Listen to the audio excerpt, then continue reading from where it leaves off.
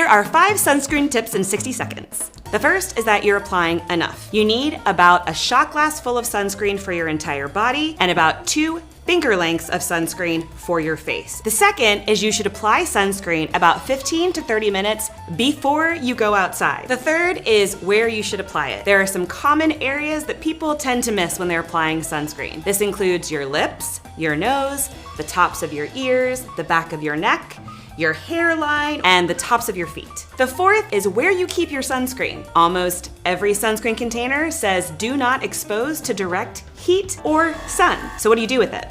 Put it in a cooler. And finally, what kind of sunscreen should you use? The SPF number tells you how much of the sun's rays a sunscreen protects you from. At SPF 30, it's around 97%. At SPF 100, it's around 99%. But no sunscreen blocks 100% of the sun's rays. So you need to reapply them frequently, about every 2 hours.